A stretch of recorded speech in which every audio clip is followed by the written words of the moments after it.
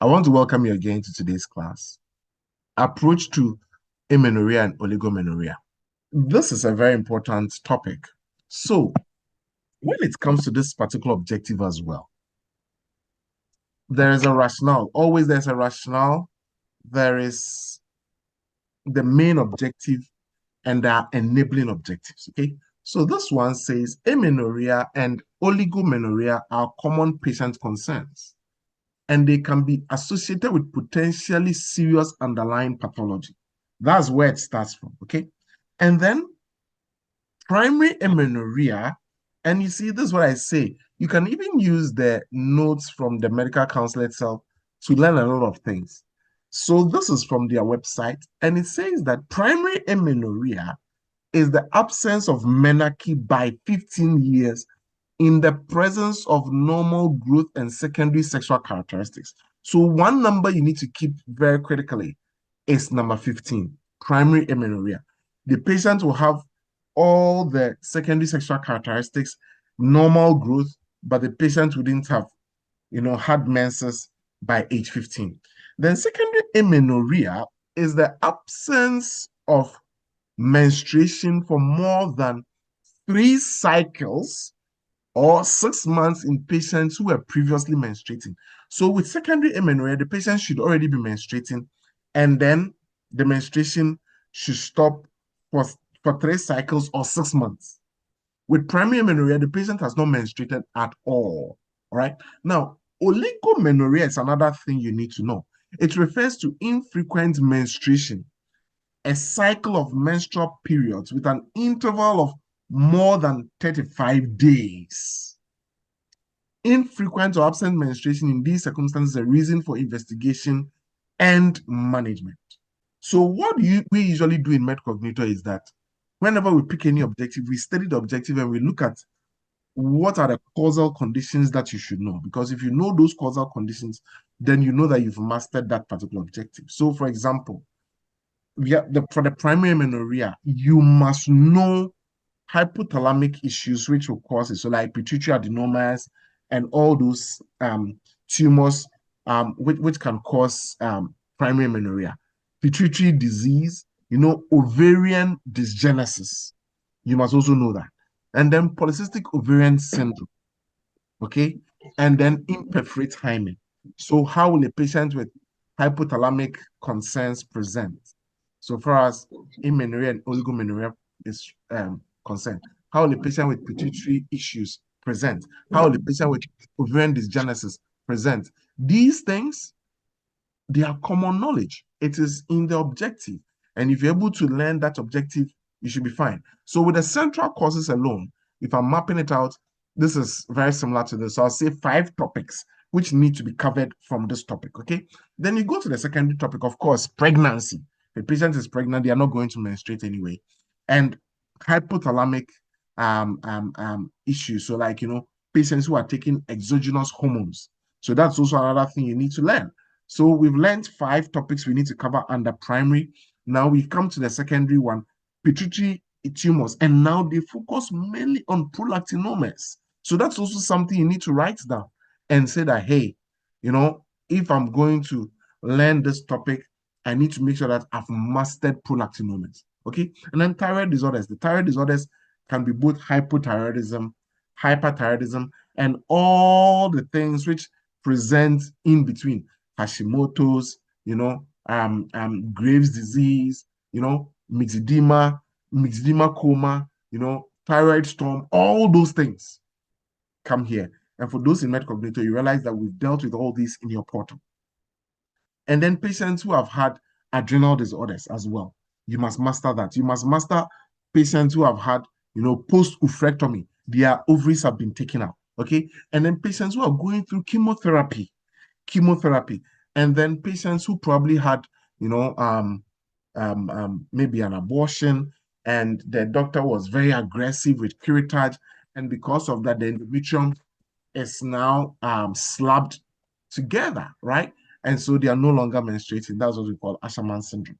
So it is when you've covered these topics that you know that, okay, I'm getting a hang of this objective alone.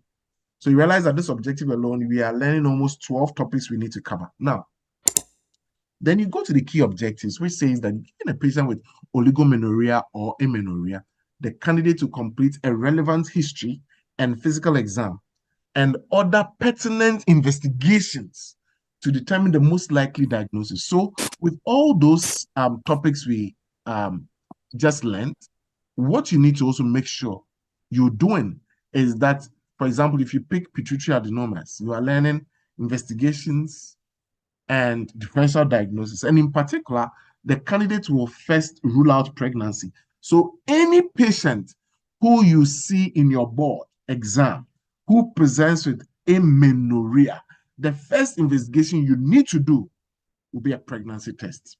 Okay? In amenorrhea, the candidate will then differentiate primary and secondary. So you realize that it's a very, very important point. What are the primary causes of amenorrhea? What are the secondary causes of amenorrhea?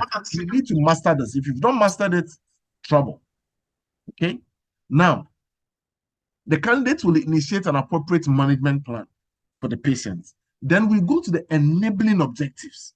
So after we've learned about 12 topics, differentials, how to investigate them, how to manage them. Now it says, given a patient with amenorrhea or oligomenorrhea, the candidate will list and interpret critical clinical findings, including results of an appropriate history. So with all those 12 topics we just talked about, or 13 that we just talked about, you must know the historical features of each of them. Pituitary adenoma, they may have headaches, they may not see like very well, they may have vomiting, right? They may have nipple discharge, right? And physical exam, including a pelvic exam, list and interpret critical investigations, including appropriate laboratory and radiological studies, and construct an effective initial management plan, including on pregnancy if applicable. And you realize that there's a whole objective on pregnancy as well. Okay, pregnancy and antenatal care, there's a whole objective on it. On primary amenorrhea, if applicable, okay, on secondary amenorrhea and other pregnancy related stuff, determining whether the patient requires specialized care and counseling and education. So today, what we're going to do is that we're going to pick one of those key things, polycystic ovarian syndrome, and dive into it so that we make sure that by the time we are done, nobody is beaten by polycystic ovarian syndrome.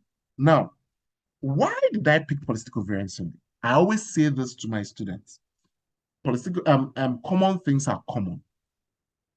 In a Canadian board, you are expected to know what a regular family physician must know. You are expected to know what a regular Canadian medical student must know. And now we get some medical students joining us as well, so far as these lectures are concerned. So look at the first thing I put there. Polycystic ovarian syndrome is the most common cause of infertility in women. So often beginning during adolescence. So with all those topics I've listed, or which were listed in the objectives and enabling objectives, the most common cause of infertility, you must master it. Polycystic ovarian syndrome. Man, you must master it. You don't need someone to tell you this. It's in the objectives. You must master it. It is characterized by a mix of symptoms, primarily issues with ovulation and an excess of male hormones in the body. So what's the main thing you are concerned about? The patient has issues with ovulation. The patient has excessive male hormones in the body. Now, what are the key features? What are the key features of polycystic ovarian syndrome? Number one, hyperandrogenism. Hyperandrogenism. And hyperandrogenism means excessive androgen, producing hormones. And it presents with excessive hair growth, severe acne, and scalp hair thinning. So you realize that the patient's scalp will be thinning, right? You realize that the patient's scalp will be thinning. So that is one thing you want to pay attention to. What are the features of hyperandrogenism? Hirsutism, severe acne, scalp hair, which is thinning. And then menstrual irregularity. So you have a patient with PCOS, they may have fewer or no periods. So the patient may tell that, hey, Dr. Bruni or, Dr. Kaur or Dr. Ami Jones or Dr. Anthony Obina or Dr. Shima, my menses have become irregular. In fact, now I'm getting fewer periods. Then, if you do an ultrasound, you will see that the ovaries have very small fluid-filled sacs. Those are the cysts, polycystic ovarian syndrome. And you realize that they may also have issues with their weight. So at times they present with concerns with their weight, and then as you are evaluating, you come across all these other things. And when patients have issues with their weight, it can then go into insulin resistance and diabetes if care is not taken. Now that we just talked about the clinical features, we're going to look at the long-term complications of PCOS as well. The long-term complications. So number one will be metabolic syndrome, because we already talked about obesity, right? So high blood pressure is one of those things that patients with PCOS can develop if their weight is not checked, right? High blood sugar, that is diabetes, excessive body fat around the waist, so like central obesity, and abnormal cholesterol levels that increase the risk of heart disease and diabetes. So long-term complications of PCOS can be heart disease, cardiovascular complications, and diabetes. Then we've already talked about type 2 diabetes, okay? Then sleep apnea. Why? Because they gain a lot of weight. And when they gain a lot of weight, then there's trouble, right? And then we've already talked about cardiovascular disease. And one other thing is endometrial cancer.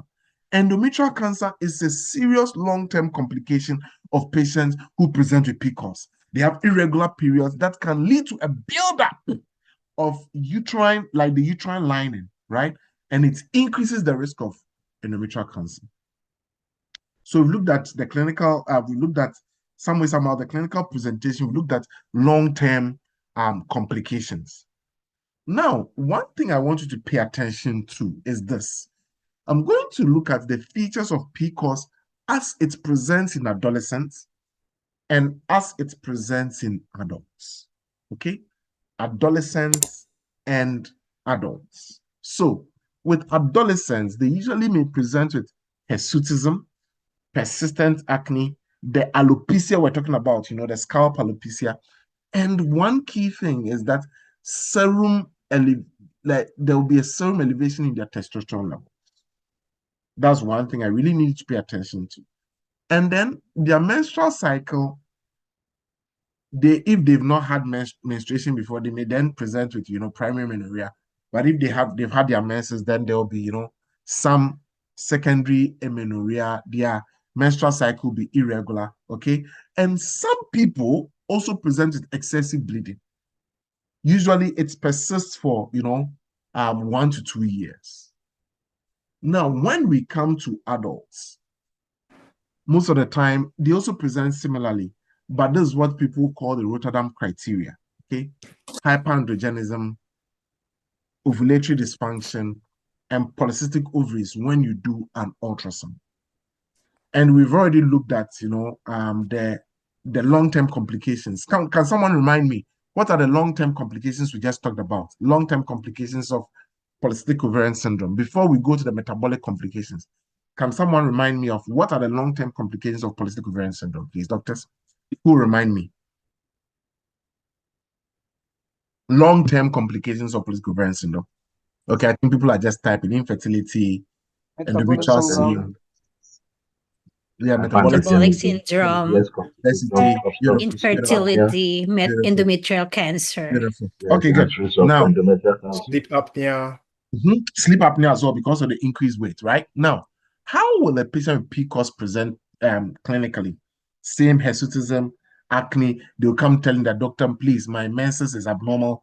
I'm not very happy about it. And because of all that we've talked about, now, let's get into a case. Let's go. Number one, a 17-year-old female presents with irregular menstrual cycles, severe acne, resistant to topical treatments, and excessive hair growth on her face and her chest. This patient's BMI is 32, and she has had dark patches of skin on her neck and underarms. What do you think that is? The dark patches of skin. What is it? What do you think we're talking about? A patient Acanthosis nigricans. Acanthosis nigricans. Beautiful. What is the most likely diagnosis? So this is very simple, but I still want you to answer it. Is it A, hyperthyroidism, B, Cushing's syndrome, C, polycystic ovarian syndrome, and D, congenital adrenal hyperplasia? What answer will you go for? I think this one everybody knows. Okay, everybody will go for the right answer. So